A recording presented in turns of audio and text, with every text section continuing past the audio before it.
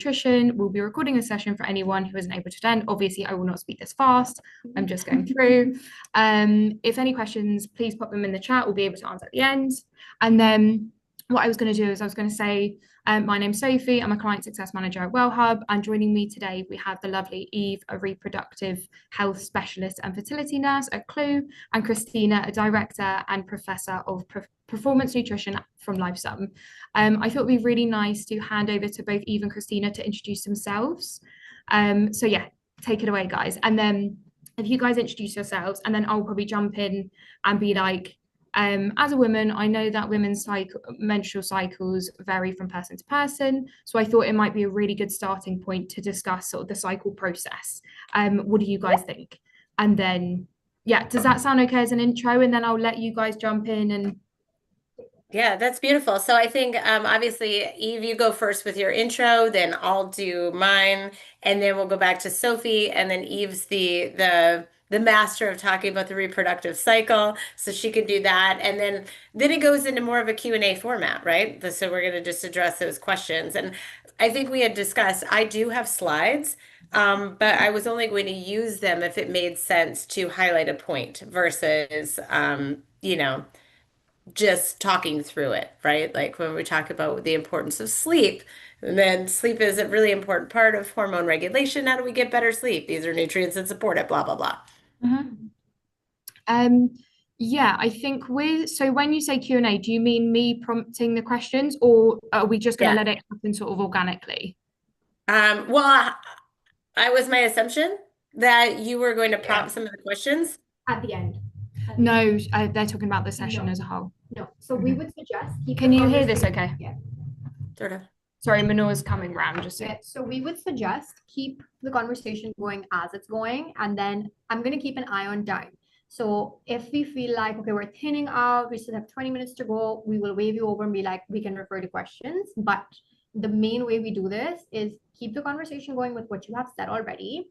And then we're going to check the chat 15 minutes before, and then 15 minutes before Sophie will start reading the questions. Then if you get a sleep specific question, you can always refer, but stick to an organic conversation. We're not going to do questions till the end because it really breaks the flow then, and you're going to be going back and forth on same topics. Like you might talk about cycle right now, then you have sleep question and then a cycle question again. So it kind of breaks the rhythm. So questions at the end would be perfect. Yeah, but you're going to guide the conversation, right? Yes, Sophie would prompt it. So yeah, when we start off, you've done your intros. The first prompt would be something like, we're all here because we like to learn a little bit more about our cycles. So maybe we can start with understanding the cycle a little bit more. You talk about that. Yeah, and then so we can ask about something like, okay, so why do I feel hungrier, or why do I gravitate towards like a little bit more of a sugary snack before my period? So she'll give you little prompts like that. Since she's listening to the conversation of like women ourselves, we're gonna have really natural questions like, okay, what if I have PMDD, what can I do for that? And then at that point, Eve or Christina, whoever like has a point, you can be like, oh, I can share, give personal anecdotes, keep it really natural flowing. If we feel like we're missing out on something, we can always pass Sophie a prompt. So don't worry about that. You have all the information you need. So if you have questions, even if they're personal, ask them. Not personal on my way, but like, if it's specific to like. Can you guys just like give me prompt words then? Because I kind of have it prepared for just me running it.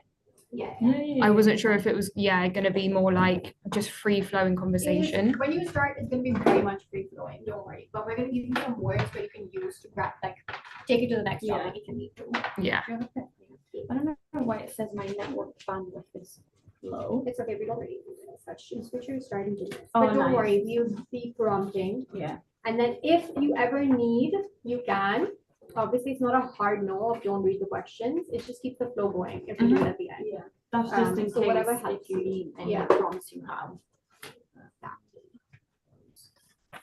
Yeah, because I've got a couple prompts in my notes, guys, just basically saying like the week before my period and whilst on my period, I often want like unhealthy and greasy foods and chocolate and processed foods. So it'd be interesting to understand why that is and what that might look like for different people.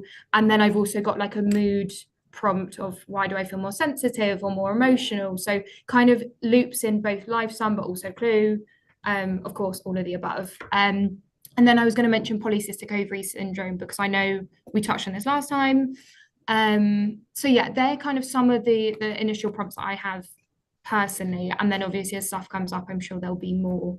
And then also feel free, as we had our last conversation, I think for you guys, feel free to like just jump in, and if there's anything that I'm missing, but let's say Christina, you think of it, or Eve, or either or, then I think we can all just sort of tag team each other a little bit. Yeah. Mhm. If you're all happy, I'm gonna start the webinar now and start the recording. Okay. Anyway.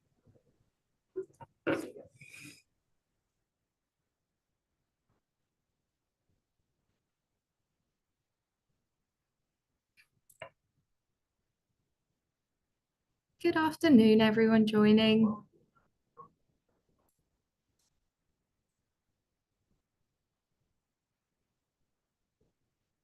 Hi, Catherine.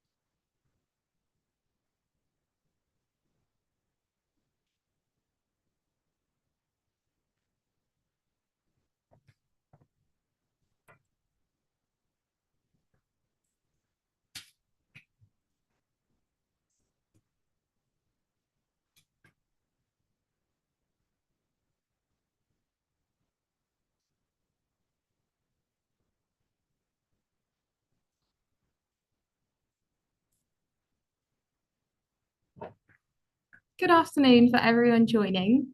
I think we're ready to kick off. I know it's been a minute or so, so I'm sure we'll have some more joiners in a moment. But first of all, thank you all so much for joining today on this gorgeous sunny Wednesday. I'm looking at our blue skies currently, so very, very nice change from the dreary weather we've been having. I'm super, super excited to be talking all things cycle tracking and nutrition today.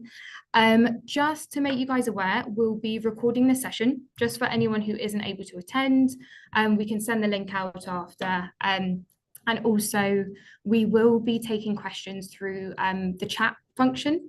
So if you do have any questions, please do pop it in the chat and we'll answer them at the end. So some of them might be answered already throughout the webinar, but if not, fear not, we'll definitely go through them at the end. So with that being said, I'll just introduce myself. I'm a client success manager at WellHub, and joining me today, the lovely ladies, Eve and Christina. So Eve is from Clue. She is a reproductive health specialist and fertility nurse. And Christina is a director and professor of performance nutrition from Lifesum. So I thought it would be a really nice start for the two ladies to introduce themselves personally. So I'm just going to hand over to you guys and let you give a brief intro. Hi, everyone. My name is Eve, and I'm really excited to be here. So like Sophie said, I'm a senior reproductive health advisor at Clue, and I'm also a fertility nurse specialist by training. And for those of you who are not familiar with Clue, Clue is a period tracker and health companion app that helps people take control of their reproductive health. And at Clue, I spend a lot of time thinking about hormonal and menstrual health, and I also help develop product features that help people live more in sync with their bodies. And with International Women's Day coming up, I can't think of a better time to talk about hormones and talk about menstrual cycles. And I'll pass over to Christina. Hello, everyone. I'm Christina Jacks. I am a registered dietitian, professor, and performance nutritionist. I have loved the fact that I've been a part of Lifesum. It is a healthy food tracker that makes healthy easy. And I think with eating, that's not always a thing. The demands that we have as women on our daily basis, we need things that help us keep on track diet-wise. And as being a dietitian for, oh gosh, 25 years, I know that it's not always the easiest thing. So luckily, Lifesum helps you track. It gives you recipes. It gives you goal setting. So I'm really, it's a powerful tool that I like to use with my clients on a daily and weekly basis. I also am a woman in her, I like to call it seasoned years. So I've been through all of the shades of fertility, infertility, and now I'm in the beautiful stage of perimenopause, menopause, crest. So not only do I live it and breathe it, I'm happy to share what I've learned both personally and professionally in the nutrition realm. Amazing. Thank you both so much. So I thought it's a really nice maybe place to start to understand the cycle process. So as also a woman myself, this is a topic that really interests me. We all go through it. It can vary from person to person very much so. So I thought maybe, yeah, if you guys agree, it'd be nice to just understand the cycle process throughout the months period.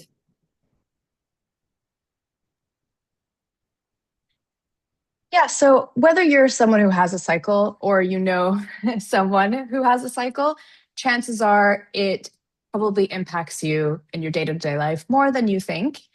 To put it simply, we're all hormonal.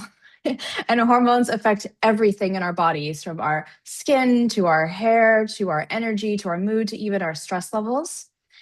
Hormones tell our bodies how to grow, when to sleep, how to function. And for most of us, there's still a little bit of a mystery. So we're going to clear some things up today.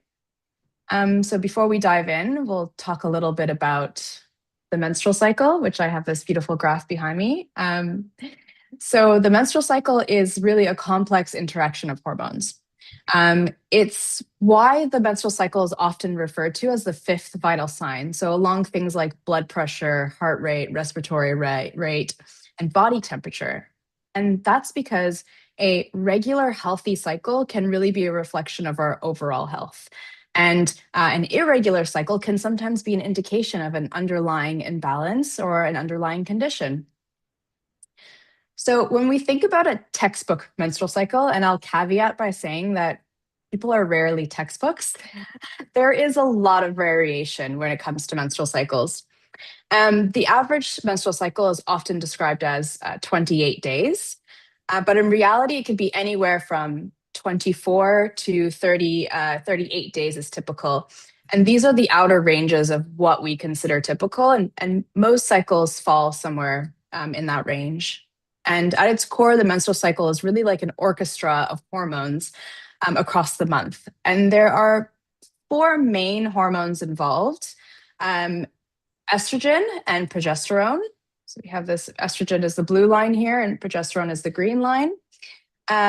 Those are probably the ones that we're going to talk about the most today. But there's also other hormones like luteinizing hormone, that's LH, and follicular stimulating hormone, which is FSH. And then there are also signals that come from the higher parts of the brain that regulate this whole process. So the cycle is divided into two main phases. So from the first day of the period, that's this red semicircle here, from the first day of the period until ovulation is the follicular phase. And then from ovulation until the last day before the next period is the luteal phase. And then we have ovulation splitting these two phases, so sitting right in half. So the menstrual cycle starts with the first day of bleeding, which is what most people consider as called their period or menstruation. And bleeding typically lasts around 5 days, but anything less than 8 days is considered typical. So during this time, these progesterone levels and estrogen levels are quite, they're at their lowest level across the cycle. And this is what we call the low hormone phase. So as we move through the follicular phase towards ovulation, we see that estrogen, this blue line here, gradually rises, and it peaks just before ovulation. Progesterone, however, this green line here, remains low throughout the follicular phase. And then after ovulation, we enter the luteal phase, and this time both progesterone and estrogen rise together, peaking at the middle of the luteal phase, and estrogen peaks a little bit. It's lower than it is in the follicular phase, but it still has a second peak. And then as we get towards the end of the luteal phase, those hormone levels drop and menstruation begins and the whole cycle starts all over again. And it's really important to understand that this is a really beautifully coordinated, like, orchestra essentially of hormones, and they rise and they fall and they influence many systems in the body, including our metabolism, our sleep, our body temperature, and even our mood and our energy levels. And when we understand that hormonal rhythm, we can begin to work with it intentionally rather than feeling caught off guard by it. And when you understand your menstrual cycle, you can better understand your own health and patterns and make more informed decisions. I think that's a good introduction. Definitely. Thank you so much, Eve. One thing that I was really interested to understand a little bit more about, I suffer with polycystic ovarian syndrome, which I know is really, really common amongst women. So it would be good to understand, because my cycle isn't necessarily the typical 28-day period. So with me, and for example, before my period, and I get different mood swings and I have different cravings, which I know we'll come on to cravings and all that sort of thing in a little moment. But it'd be good to understand for anyone who does suffer with PCOS, maybe what that cycle could look like, if it's more extended, whether you are getting your periods more frequently, or maybe, fewer and further between. Yeah, I think that's a really good question. So for those who are not familiar, PCOS stands for polycystic ovary syndrome, and it's a hormonal and metabolic condition, and it's fairly common, and I think it affects about 1 in 10 women and people with cycles. And it has 3 main features. So the first feature of PCOS is irregular or absent ovulation, which can lead to irregular cycles. The second one is elevated hormones called androgens. These are also sometimes called male hormones, with testosterone being one. And this can be measured in the blood, or it can also be reflected in symptoms like acne, or excess body hair, or facial hair, or even hair thinning. And then the third one is this polycystic appearing ovaries on ultrasound. But interestingly, you only need 2 of these 3 features to be diagnosed with PCOS. So that means that there is a huge amount of variation in what PCOS looks like from person to person. You could have PCOS and have completely regular cycles, where your cycles fall within the typical range. You could have PCOS and not even have this polycystic appearing ovaries. And actually, even the name is a little bit misleading, because they're not actually cysts that you see. They're actually just immature follicles. So these are the sacs that contain eggs, and they didn't fully mature, and they didn't release an egg. So even the name PCOS can be a little bit misleading, because you don't always need to have this polycystic ovary appearance. And really, because there's so much variability, there's actually so much different physiology from person to person. So the experiences can be quite different. But I think when it comes to getting to know your body, whatever your goal is, whether it's to know when your next period is coming, or maybe you want to have a better understanding of your fertility, or you're thinking about your fertility awareness or planning, or you just want to understand your physical and mental changes across the cycle. So I think that a great way to start to understand your cycle is to track it. So when you look at, like, the hormonal changes that are happening during the cycle, when you're not on hormonal birth control and you have a natural cycle, these hormonal changes, so whether you have a typical cycle or if you have an underlying condition, these changes can give rise to a range of physical and mental changes. So how noticeable these changes are is very variable, and it will depend a lot on your own sensitivity to your hormone levels. So maybe I can just go through a few common experiences throughout the cycle. Yeah, definitely. I think typically, as I said, my cycle is kind of all over the place because of Mhm. the PCOS. So I tend to find that, for example, like a week before I'm coming on my period, or when I can feel it in my body, because like I said, I do track it, but sometimes it's a bit all over the place. So I tend to find I've got lower mood, I have a lack of energy, I feel, and this is definitely not a medical term, I feel like heavier in my body, if that makes sense. Maybe retaining a bit more water. So yeah, definitely lethargic. And then on top of that, definitely craving unhealthy foods. So whether that's processed foods, I've got a big sweet tooth, so a lot of sugar, and like greasy food. So I think that's kind of how I know when I'm leading up to my period. But yeah, it'd be really interesting to understand. Obviously, I know it's the hormone levels, but why that's the case and what you can do to help combat that, because otherwise I do just end up eating everything that I have in my cupboards. Well, I can pop in on this one. Obviously, whether you have PCOS or you have a typical normal menstruation cycle, there's hormones in play. And so basically, hormones drive decisions in your body. So think about some of the irrational decisions you've made. You can blame the biochemistry in your body. So this isn't about fighting what's going on in your body. It's about meeting it where it's at and giving it the tools to what the fancy word of homeostasis, but to stabilize and to get your body off of what I call the roller coaster, right, of hormone regulation. So you do crave those things more. You are in a low energy phase. So one of the things, and I know this is difficult, women, like, trust me, but is to honor your body in more rest, right? So as you are heading towards that low energy, that menstruation, if you look historically, what women used to be able to do in ancient tribal things, they actually would have rest and they would rest together, and we don't give ourselves that. Food wise, whether it's PCOS, which has an insulin resistant component to it, so blood sugar regulation is a challenge, but this can also be a challenge for every woman entering. There's a little bit of blood glucose or blood sugar regulation issues. So I really recommend that. And I know, so start with, right? Start with high fiber, lean protein. Those things help stabilize blood sugar instead of like sugary carbs that do this. If you are going to honor yourself too and have a little more chocolate or have a sweet, make sure that that fiber and that protein is with it, right? So that's going to stabilize blood sugar and your body's response.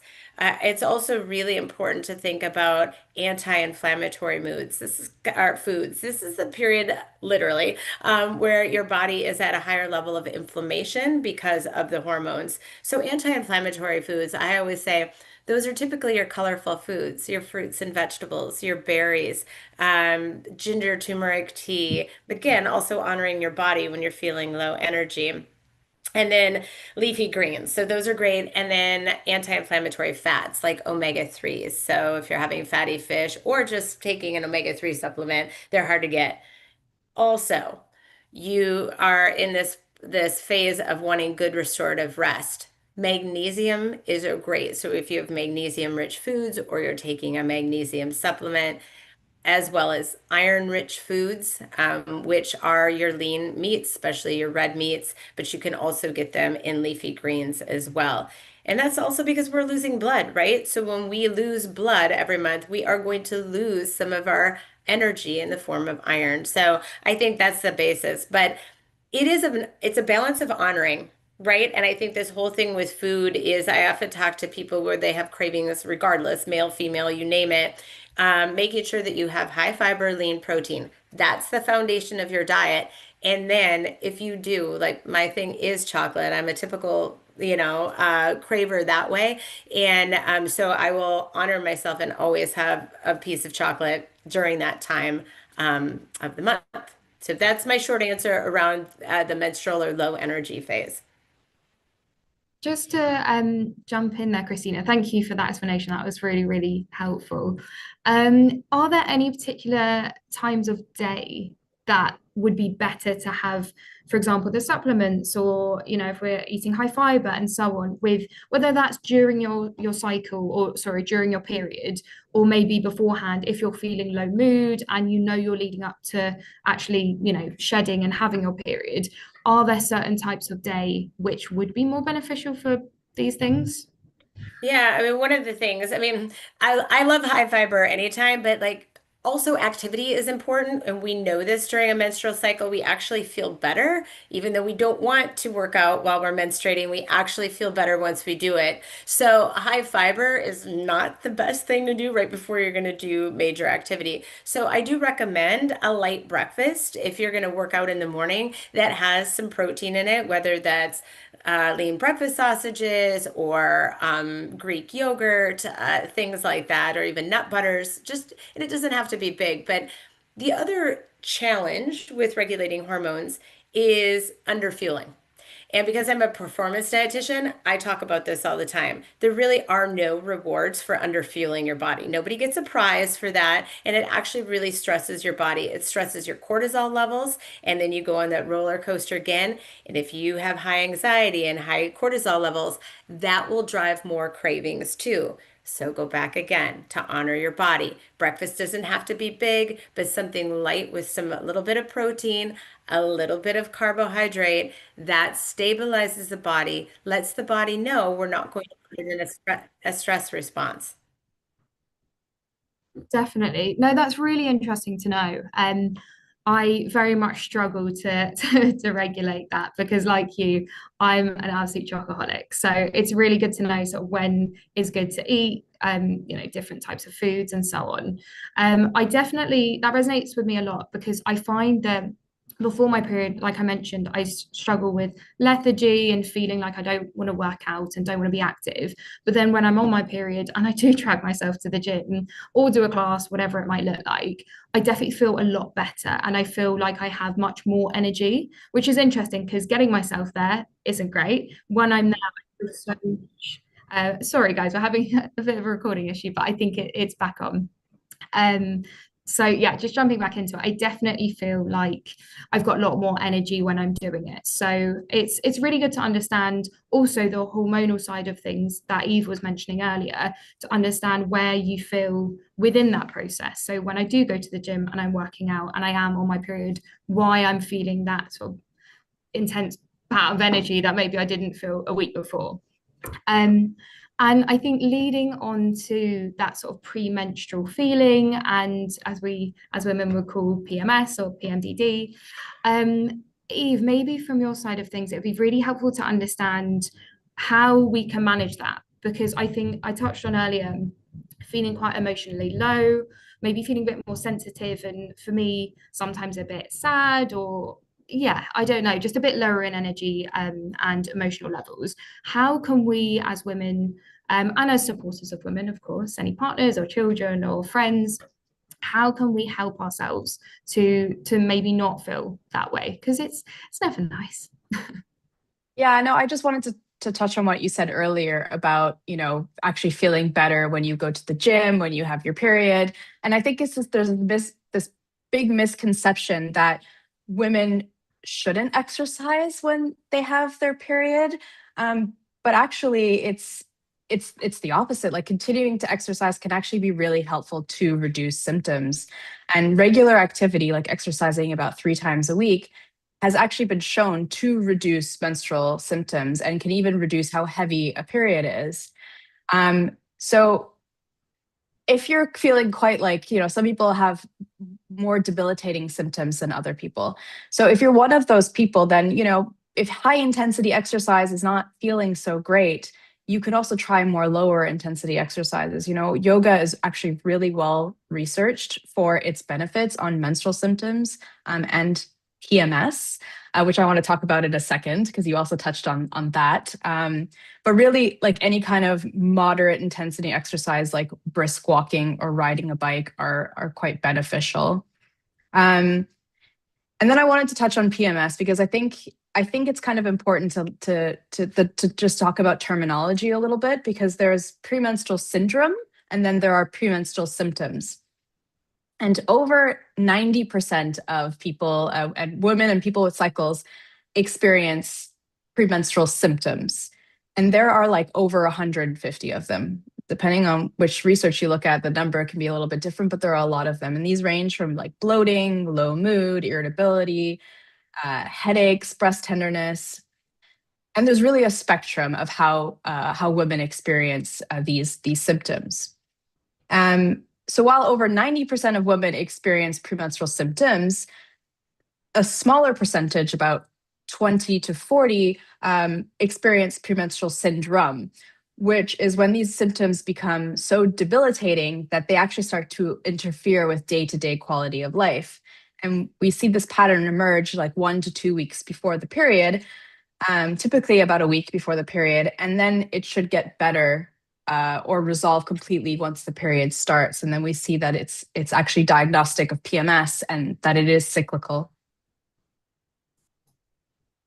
Definitely. I think, oh, sorry, I wasn't sure if Christina wanted to jump in. I saw her go off mute. Well, since we're on the topic of PMS, and that's often a time where the cravings and all those things happen, but also getting ahead of it. And I think one of the things that I always like to talk about women, wherever they are on the spectrum of these symptoms, because we all have them in a wide variety of ways, is to get the foundational nutrition right. And foundational nutrition means what you do on a consistent basis, not just at a time of the month. So there's two things that can really, really help. There's really three things, but number one is B vitamins. So B vitamins are the whole complex of them. There's several of them. But folate and B12, niacin, these are ones that we talk about mostly. They are very helpful in regulating mood and energy. And many of us have a deficiency. Actually, the research shows up to 40% have a deficiency in the MTHFR gene, which means that that this is a enzyme. So the MTHFR is an enzyme. It's a really long scientific word, but it's an enzyme that helps us convert folic acid into its active form. Well, if you're not really great at it, then you need the methylated form of it. So making sure that you find a supplement that has the L-methylfolate in it is helpful whether you know you've got the gene variant or not. There's no downside to having the methylated form of B vitamins.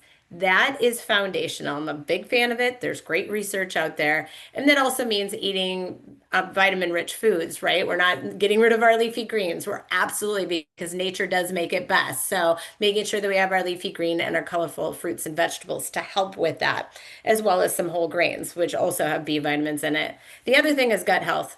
If you don't get your gut health right, you're not going to have a healthy system in general, right? It's very much that gut immune, gut hormone, gut brain axis is vital. So having bad digestion, feeling bloated all the time, not just when you have your period, that is your body telling you that your gut health is in a little what we call dysbiosis. We don't have the right bacteria levels in there. And so addressing that, again, foundationally, through having fermented foods, having fruits and vegetables, eating lean protein, being aware if maybe you have food sensitivities or intolerances, all of those things affect hormone health because it affects inflammation. So those are two biggies for PMS, and also sleep regulation, which we can talk more about. And I have a feeling that Eve's got some thoughts around that too. Just before we jump into that, because I think that's a really interesting point, Christina, and I know gut health is a huge topic right now. I know a lot of people are looking into, like you said, different fermented foods and things like kefir and all these great things. Does this affect depending on age? So I know, of course, we have, people get their periods. I'm not going to say what age because everyone is so different, and I'm definitely not kind of medically trained in that. But throughout our sort of life cycle of having periods, I know we change so much and our hormones change and so on. So it'd be really interesting to understand if, our intake needs to be different depending on where we sit in our cycle and with our age. Yeah, I think when we talk about gut health, I think that's foundational from when we're young all the way through our aging. I think changing, especially when you're young, right? And again, people have their periods at different ages. They start to have it. Bone health is really, really important, and we're building our bone in our youthful times all the way up to about 30, late 20s, early 30s, we can actually build bone. And after that, what you got is what you got. Some of that is related to genetics and some of that is related to diet. Not all of it is dependent. So, yes, having calcium and magnesium, rich foods, vitamin D, super important. We're all over the globe here on this call. You're all getting different levels of vitamin D in your life. I'm originally from the northern part of the United States. We don't get sun for a long time. So taking in vitamin D to help with bone health is really important, but it's also important for mood. And that's in general, mood and immune. So vitamin D, if you're having fatty fish, awesome. If you're having foods that are fortified with vitamin D, awesome. This is the one supplement, D3, that I think is foundational when you're young, as you're building bone, all the way through while you're trying to maintain bone.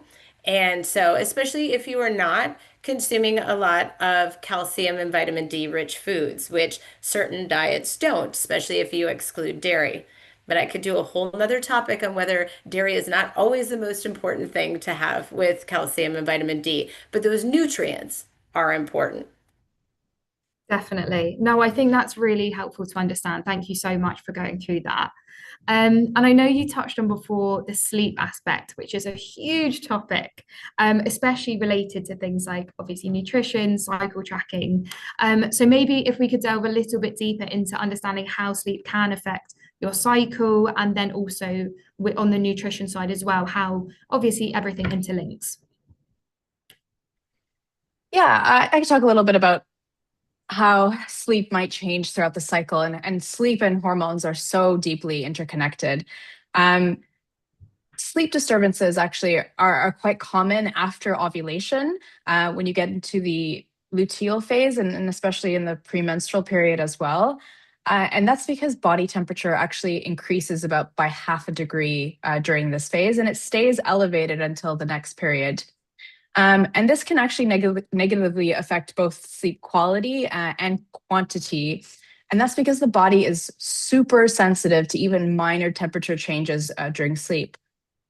Some studies also show that REM sleep, that's that rapid eye movement sleep that we do during when we dream, is actually reduced during the luteal phase as well. And this is super important for emotional regulation.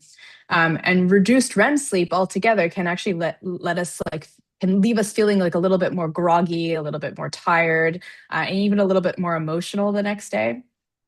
So if you know that this is you, that in certain points of your cycle you have challenges with sleep, it could really help with being prepared. And again, that's when cycle tracking comes in, because again, there's so much variability here. But if you know that there's a period of your cycle where you have a few days where you just sleep's a bit harder for you, you could make tiny adjustments, like keeping the room cooler, changing your pajamas to more breathable material, or just protecting your sleep. Go to bed a little bit early if you need to. Reduce your screen time right before bed.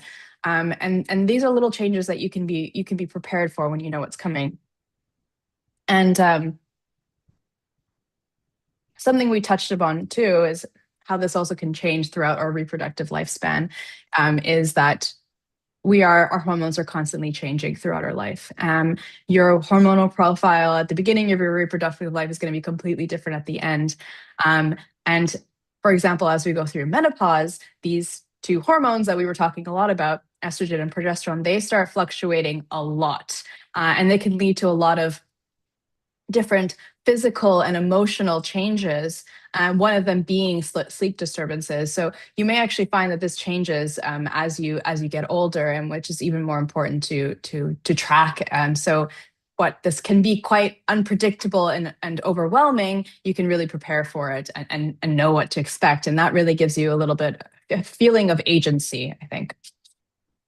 Within your cycle, how does sleep affect you in general? So I know we're talking about potentially when you're on your period and there's different temperature fluctuations and the quality of sleep, But let's say, within the month's period, even when you're not on your period, how does good quality sleep really help when you are, I guess, if that makes sense? Because I'm thinking of maybe the whole sleep cycle as opposed to just within that, let's say, weeks period or a few days, however long your period lasts. How can that impact, I guess, positively or negatively, if someone might have children and they have a lot of sleep disturbances throughout the month? How can you see, I guess, the impact on your period, if that makes sense? Oh, 100%. I mean, sleep is so important, and sleep is, like I said, so connected to our hormones. If you have poor sleep, you're going to have a knock-on effect on your mood, on your focus, on your concentration, how you feel in general. So it's super important to protect that sleep. And we go through periods of life, like I have a toddler myself, where sleep gets a little bit more challenging, and it's ends up being like a balancing of, maybe I need to focus a little bit more on protecting my sleep and maybe downplay the social engagements for a while if I'm feeling like things are getting out of balance. But in general, everyone is so different, and that's like coming back to this tracking, because there is so much interdividual variability, that what's true for one person might not be true for another person. So you really have to get to know your own cycle and see, well, maybe the times where you feel like you're a little bit more tired, you're a little bit more low energy, won't be the same if you ask somebody else. Definitely. No, that's really, really helpful. And I guess on the same topic of that, or kind of the same question, but to Christina, is there anything within, whether again on your period or throughout that cycle, any particular nutritional tips or foods that will really help? And I'm sure the answer is going to be yes. I can see you nodding along. So yeah, it'd be really good to understand for everyone kind of what we should be intaking and what will help us sleep and so on. Yeah, you've picked up on a lot of sleep hygiene things that are really important, right? So there's screen time and there's activity and there's all those things. Nutritionally, getting high quality sleep, going back to hormones, your growth hormone, which is really an important one for feeling vital and healthy. That growth hormone's biggest push in your body, the biggest manufacturing of that is in deep sleep in that first 3 to 4 hours. So it is vital to get yourself into a great sleep zone that replenishes growth hormone. And also, women need testosterone, and testosterone is actually built up in women through high quality sleep. So don't forget that aspect, and you could definitely speak more to that. But I would say with food, there's the don'ts. And the problem is that we go on a roller coaster of this because we're tired, we have more caffeine. And because we have caffeine, that disrupts our sleep. Caffeine and sugar, evil. So literally evil for sleep. It's great for maybe keeping you awake in the morning or going in that trudge. But unfortunately, we're global here. But I would say in the United States, we hold it as a badge of honor that we're on some sort of caffeine roller coaster, which again, there's no prizes for this. So I don't understand like why, oh, I've had 4 cups of coffee today. So terrible. It decreases your deep sleep. And there's a half-life on caffeine. So even if you have it at noon, 6 hours later, you still have half that amount of caffeine sort of like, rolling through your body. So if you had 200, now you still have 100, and you just can't get into that deep sleep.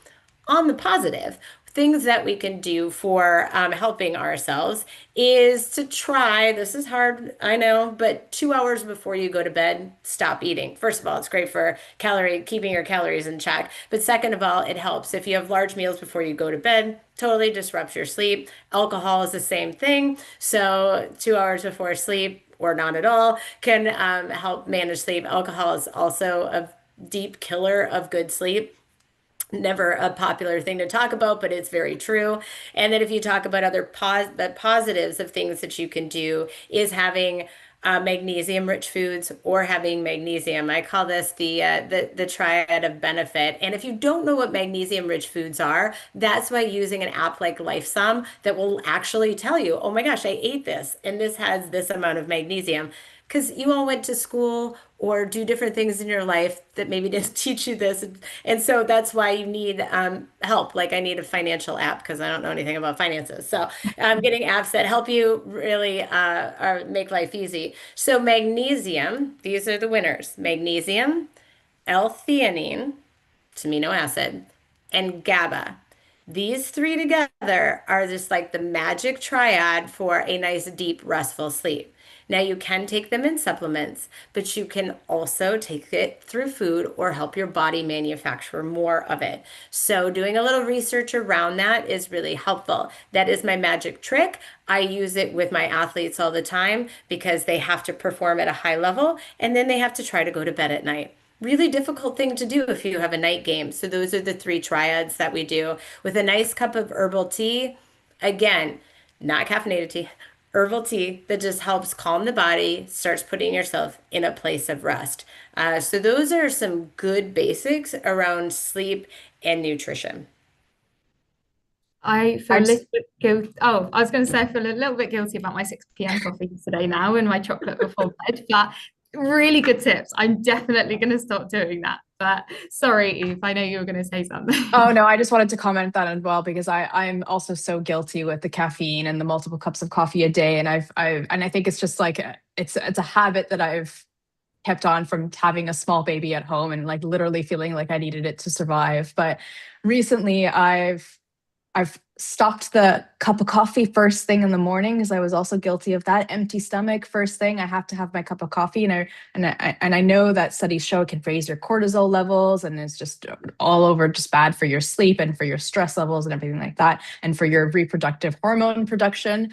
Um, and then making sure I have something to eat in the morning first before I even look at caffeine. And I also included a magnesium supplement before bed, and I'm going to look into these other two. GABA, and what was the other one? L-theanine, which is amino L-theanine. acid. Yeah, it's an Yeah, amino yeah. acid. So I love that because when you talk about sleep aids, I'm not a fan. I'm not a fan of melatonin. I'll be really honest Yeah. about it. Your body can make melatonin and let your body do that. So things like tart cherry juice, another great thing to have before you go to bed. Do you have a sweet tooth? Great. Do something wonderful for yourself and have tart cherry juice, which will help your body produce more melatonin on its own. When we take melatonin, we teach our body that it doesn't need to make it anymore. And so then we end up with a body that's not great at making it. And you're on this habitual roller coaster of having to take it. So that's why I'm not a fan. And I'm a fan of helping your body do its job better. How long, interesting, you mentioned the tart cherry juice. I know you said about not eating maybe 2 hours before going to sleep and, herbal teas and so on. So if you have, let's say, a herbal tea or tart cherry juice, which I'm definitely going to go and purchase later this afternoon, when should you maybe cut that off? So is that within that 2 hour window before, or can you have that leading up until you sort of go to bed and wind down? Yeah, you can have that leading up to bed. So again, with the tart cherry juice, I mean the dosage is small. So some people mix their tart cherry juice with something else if they find it too tart and too cherry. But really, you only need 2 to 4 ounces of tart cherry juice for it to do its job. And yes, while it has natural sugars, that actually can help in some people regulate their blood sugar levels when they go to bed, just a small amount. And then again, it'll help your body make more melatonin, and it has anti-inflammatory properties. So it's really lovely. And to be honest, this is also exactly what we give our athletes in their I'm done with the game smoothie. Goodbye, go home, take your magnesium, L-theanine, GABA, and go to bed. So I do really recommend that. And it also is really helpful if you've got a sweet tooth before bed. So that along with herbal tea, and you're hydrated. So cravings are also usually driven by dehydration. So drinking water. This is why I think about the things you crave sometimes late at night. You want sugar and you want something that's hydrating. That's what your body's saying. So that's where ice cream comes in. This is why people crave ice cream at night because they're actually tired. Go to bed. That's literally the neurotransmitters for sleep and cravings of sugar. Same place. Brain gets mixed up. Instead of having the sugar, go to bed. Instead of having the ice cream, drink some water. And again, talking about bloating and things like that, don't forget about electrolytes. So, especially if you're being active, but regardless of that, so electrolytes are sodium, potassium, chloride. We find it in a ton of our foods.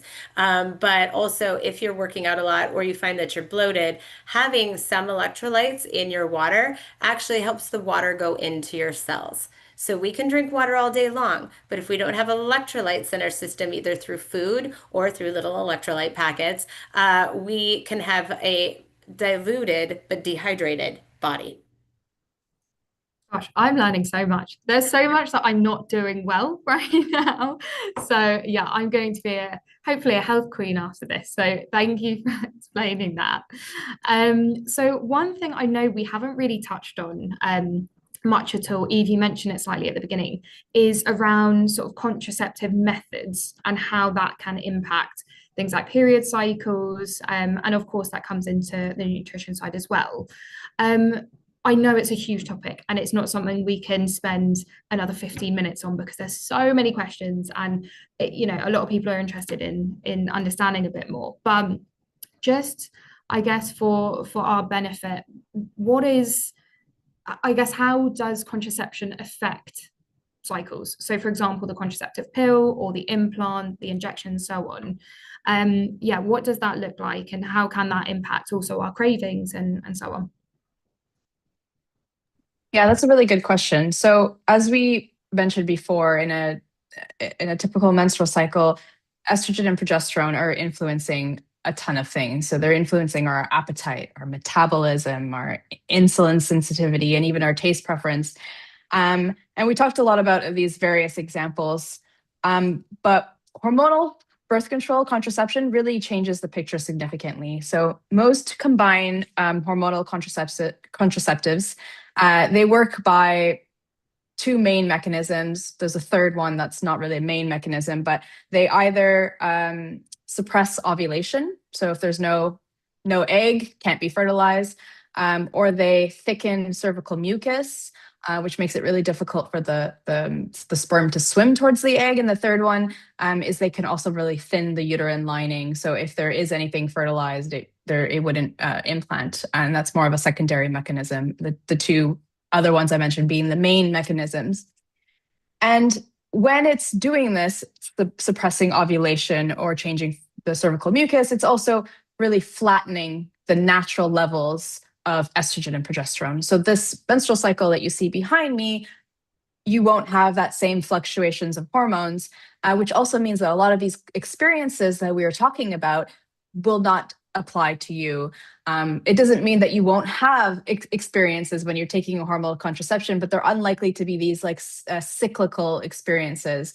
And tracking can still really be helpful when you're on hormonal birth control because hormonal birth control can actually help with certain menstrual cycle experiences, symptoms. For example, things like menstrual migraines or very heavy bleeding. It can help to be on a hormonal contraceptive and they can help with these things. So all that to say is that whether you have a natural hormonal rhythm or you're hormonally regulated with contraceptives, it's kind of counterintuitive to apply these like rigid like cycle diets, if you understand what I'm saying, because there is so much variation that, and I'm sure Christina can talk about it from a nutritional point of view, because I know that hormonal contraceptives can also slightly impact the way that nutrition, different vitamins and minerals are absorbed. So maybe Christina can talk about that a little bit. She probably knows more about that than I do. Thanks. Yeah, absolutely. So, birth control, oral contraception, any of those that have an impact on changing our natural cycles. There's ones that are different. Oral contraceptives a little bit more on decreasing nutrient absorption. But regardless, we're putting our body in a little bit of an artificial state. So again, this goes back to B vitamins, ladies. Honestly, the B vitamins, a B complex that's in a methylated form is great because it's great for everyone, but it's also great for people who are on birth control. And making sure that you still are giving yourself a nutrient dense diet, meaning you're eating mostly real whole foods. Yes, everybody, like we all have got our snack foods that we like, but that nutrient density, so making sure that we're what I call the bang for your bucks foods, fruits, vegetables, whole grains, lean protein. None of this is new. It's just we don't really apply it a lot to our life. But when you're on birth control, having nutrient density in your diet is even more important because your absorption of nutrients is less than when you're on it. So making sure that that is top of mind for sure. And I just want to add that's when the collaboration between tracking tools like Clue and then also nutritional platforms like Lifesum can be so beneficial because that awareness, that cycle awareness, plus making sure you're getting the right nutrients at the right time really makes you more informed and gives you so much more like flexibility within your nutrition and within your cycle. Definitely. No, it's so interesting because, of course, all of our cycles, as we've already said, are so different. On top of that, we're adding a layer whereby some people are on these contraceptive methods and some aren't. So it's all really just varies from person to person. So this is super interesting and really, really useful. So thank you both so much. I'm just conscious of time, and I know there's been quite a few questions in the chat. So I was just having a brief look. And I just wanted to call out a couple. I know some of them we've answered already throughout the conversation, but a few kind of stand out. One person asked, they said not all magnesium is equal. So Christina, this is more for you. What magnesium should we be looking at to supplement with? Yeah, not all. So they all are important. The different forms can do different things. I would say for the direction that we're talking about today for quality sleep and mood, there's two that are really great. And actually one, so magnesium glycinate or bisglycinate as how it's written on some supplements is great for sleep. So you get that restorative sleep, can help a little bit with mood. But it also is a muscle relaxant. Yay! Because sometimes you need that too, right? Like just helping your body just chill out, calm down, especially if you have cramps. So these are some nice things. So magnesium glycinate is my favorite form. It's actually the one that I just sort of take all the time. But then there's magnesium threonate. Fun, all these terms, right? That one really crosses the blood-brain barrier. Yay! So that actually really helps with mood, can help with sleep a little bit. I would say both of them help you go to the bathroom. So if constipation is a challenge, which it is during a cycle, you can get really constipated right before you have your period. This is how I always knew I was going to get my period. Yes, there we go, the luteal phase. I always knew I was going to get my period because now I'd start going to the bathroom again. Yay, me! So I knew that those hormones would go down. So when you're in that constipation cycle, right before having high fiber foods, lots of water, and then magnesium is really helpful to help move things smoothly. So great question. Definitely. Thanks, Christina. Someone else asked when they find that when they're on their period, so during that phase, they're more likely to get injured when exercising. So a bit more sensitive when exercising. So they've adapted to low impact. They were saying or asking, is this like common practice? Is this maybe more of a personal thing? I don't know, Christina, have you seen this with other clients that you've worked with or yeah. Yeah, and honestly, you can speak to this as well, but it is a shift in hormones. And so literally think about trying to get a baby out of your body. I've done it twice, and you literally have to expand quite a bit, especially in the pelvic floor. So one of the things that happens hormonally is that your body shifts to allow more movement in joints. And this is really about birthing kids. But unfortunately, if you're not birthing a kid, you're still having some of these hormonal shifts, and that can put you more at risk for joint slippage and flexibility. With some of my athletes that I work with, especially my endurance athletes, when they are in that luteal phase, this is when their competition is in the luteal phase, we really talk about like safety and ergonomic movement and making sure that we're getting plenty of collagen in our diet. So those peptides that help with connective tissue. So that's my take. It is very common because it really just is a biological thing that happens. Definitely. No, that's really interesting. And then also on the sort of nutritional side of things, someone asked, how does caffeine-free, like coffee or caffeine-free tea, decaf, how does this work? Is this okay to have first thing in the morning, or what would be, I guess, your best suggestions for, let's say, first thing? Yeah, so first thing in the morning, so I think that decaffeinated or non-caffeinated beverages are amazing. And if you're one of those people who can do that before the coffee, I applaud it. I'm going to just be honest here. Haven't cracked that code in my life. So I've learned how to crack my code of not having caffeine late in the day, but in the morning, I do think what's great is if you can have a glass of water and have that sitting out by your coffee pot or your teapot so that that's the first thing that you drink and you really hydrate your body. Maybe add a little Himalayan sea salt in there, just something to help absorb that. And then if you can have something light to eat, then you can move on to the caffeinated beverages. But if you love the rhythm and the taste of coffee, yes, decaffeinated coffee, try to have those that are naturally decaffeinated versus using a lot of chemicals. And you can Google brands that do that. So you can find that easily, or herbal teas. The rhythm, which allows your body to slowly wake up by doing something habitual, like having a warm cup of coffee or tea. If you can do that decaffeinated, even better because you're going to keep your cortisol levels calm. So I'm a big fan of it.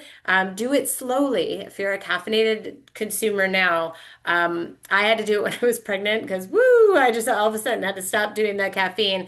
You really do want to do it slowly so that your body can adjust to those withdrawal symptoms because caffeine is an addictive compound. So make sure that you do it slowly over time so that you don't get those big headaches. Definitely. No, that's really, really useful to know because I am sometimes fueled by coffee. Definitely me this week. As I said, I had a 6 p.m. coffee yesterday.